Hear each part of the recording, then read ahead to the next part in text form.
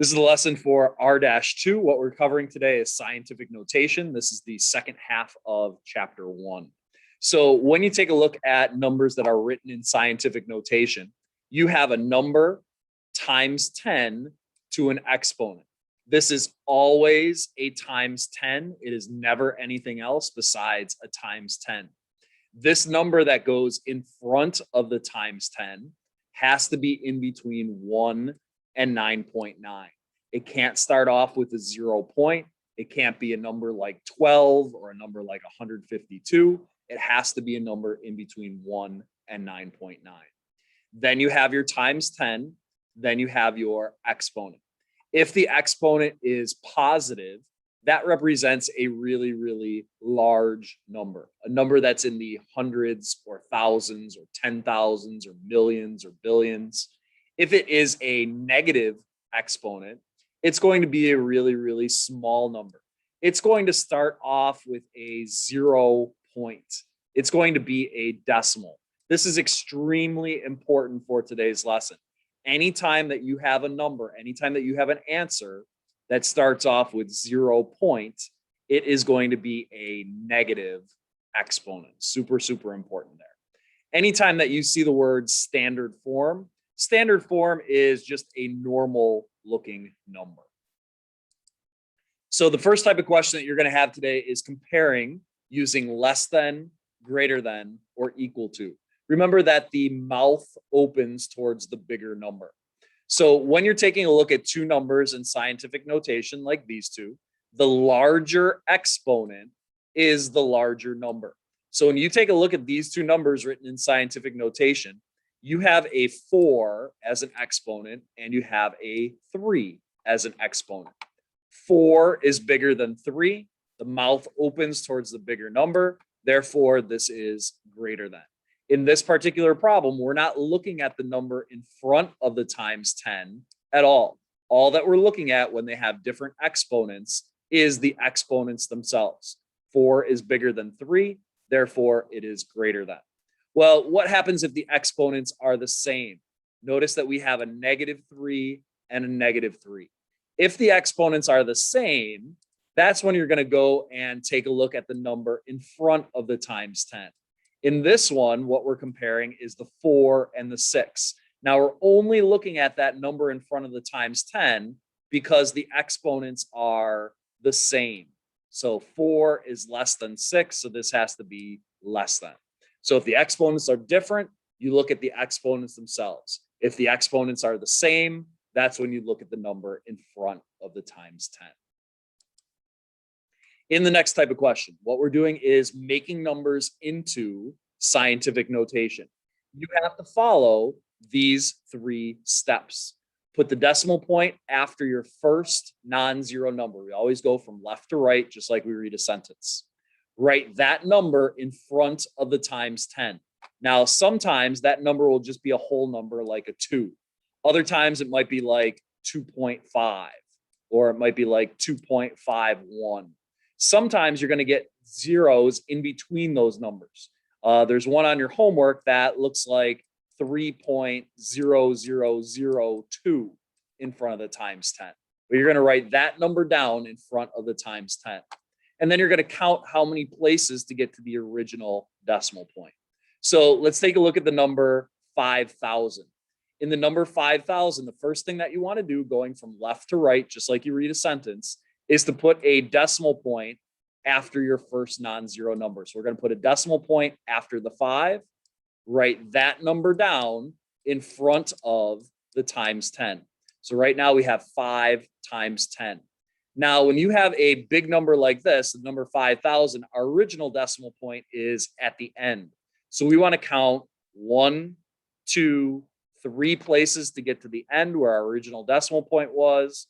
Since we moved it 3 places, it's going to be to the 3rd power. In the number 75,000, put a decimal point after your first non-zero number. So this one goes in between the 7 and the 5. So we have 7.5 times 10. And now we got to count how many places to get to the end. 1, 2, 3, 4 places to get to the end. So it is times 10 to the 4th power.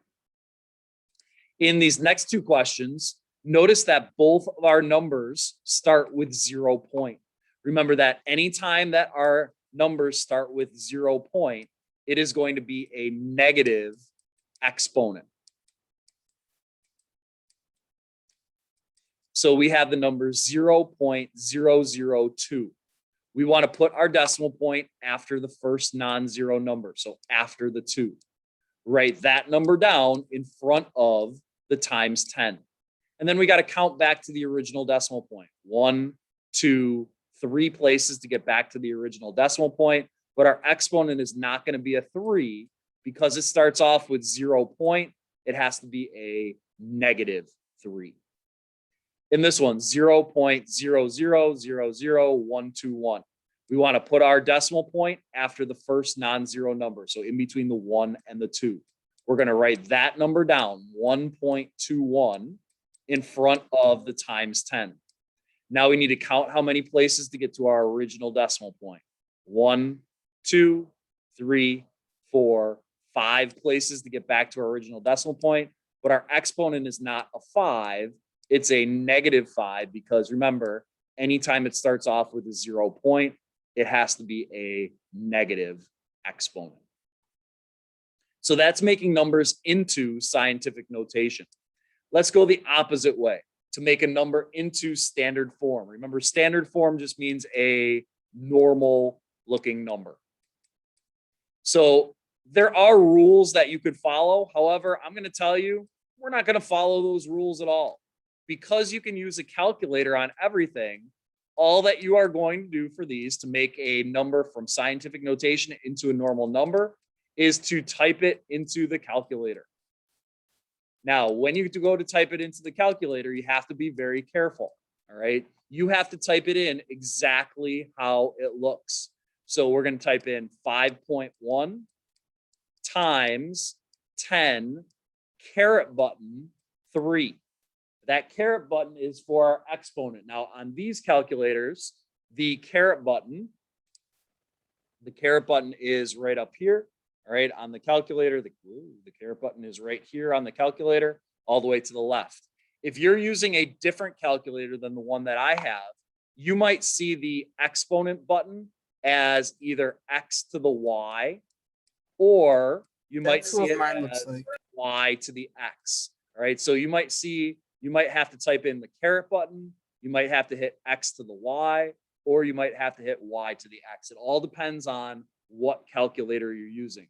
On a lot of phones, you might see one of these two instead, all right? If you're using a scientific calculator like this one, you're going to have a caret button, all right? So all three of those things mean the same thing.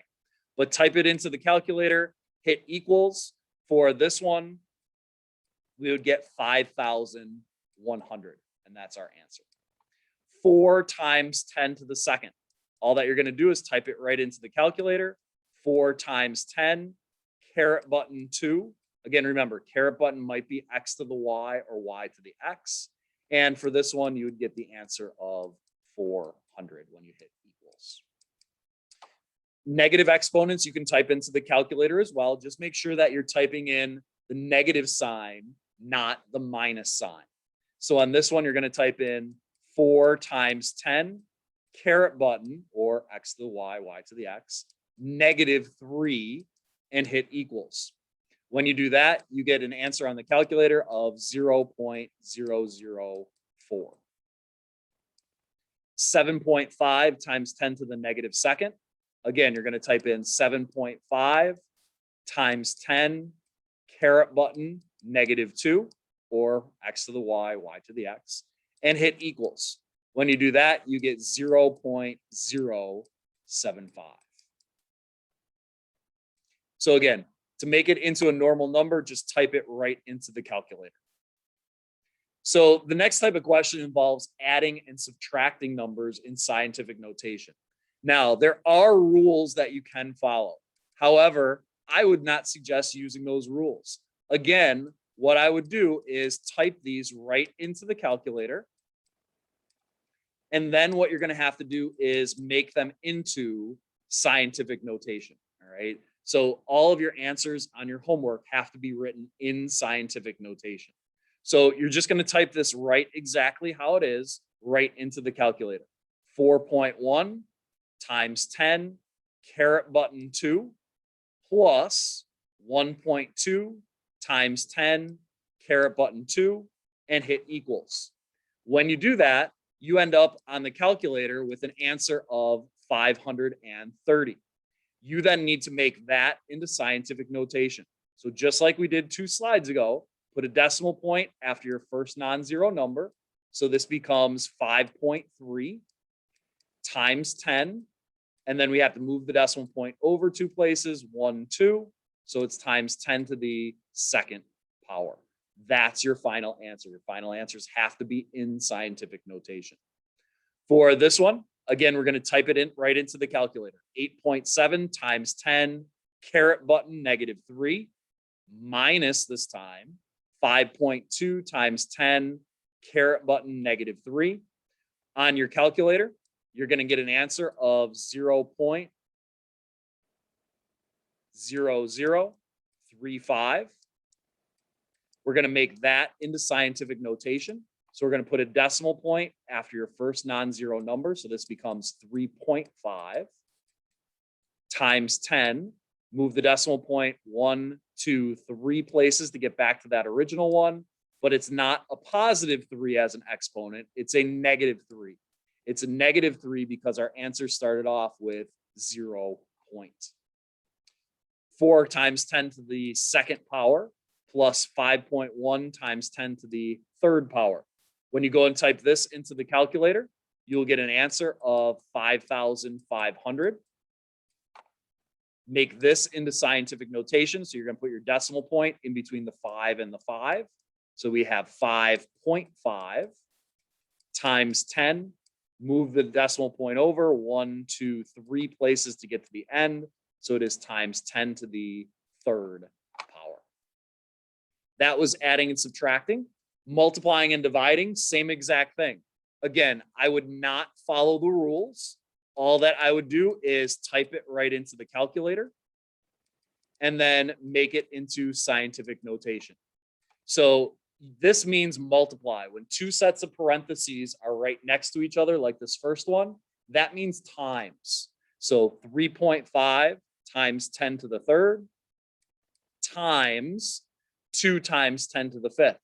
When you go and type that into the calculator, you get a big, long number. You actually get 700 million. Now you have to make that into scientific notation. So put a decimal point after our first non-zero number. So after the 7, write that number in front of the times 10. And then we're moving 1, 2, 3, 4, 5, 6, 7, 8 places to get to the end. So it is times 10 to the 8th power. Now, this one is very, very important. Make sure you're paying attention right now. For dividing questions, there's a very specific thing that you have to do when you go and type it into the calculator. If you remember back when we did this, anytime that you do dividing, you have to put the numbers inside parentheses when you go to type them into the calculator. If you don't type in the parentheses, you will get the wrong answer every single time. So you have to make sure that when you do dividing, you have to type them inside parentheses. So 6 times 10 to the fifth divided by 2 times 10 to the third.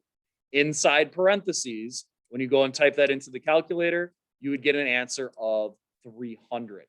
You have to make that into scientific notation. So put a decimal point after the 3. That goes in front of your times 10. Move the decimal point over 2 places. So it's 3 times 10 to the second power. Again, anytime that you do dividing, you have to have parentheses. If you don't type it into the calculator and if you go to do the rules instead, sometimes you're going to get an answer that is not in the proper form. Notice this one, 29 times 10 to the fifth. This 29 is not in the proper form. That number that goes in front of the times 10 has to be a number in between 1.0 and 9.9. 29 is too big. So if the number is too big, we need to move the decimal point 1 place to the left and add 1 to our exponent. So what we're going to do is move our decimal point one place to the left. So this becomes 2.9. 2.9 is a fine number to have in front of the times 10. Since our number was too big, we need to add 1 to our exponent. So this becomes times 10 to the 6th power. In the second one, the 0.56 is too small. Remember, that number has to be in between 1 and 9.9. Since that number is too small, we need to move the decimal point over one place. So that becomes 5.6. That number goes in front of the times 10 now. And because it's too small, we need to subtract 1 from our exponent. So that becomes 5.6 times 10 to the second.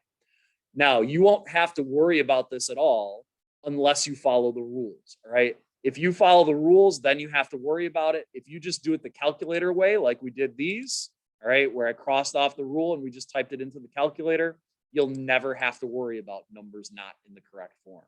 Because when you go to put it in the correct form, it will be in the correct form. The last type of questioning, you do have one like this on your homework today.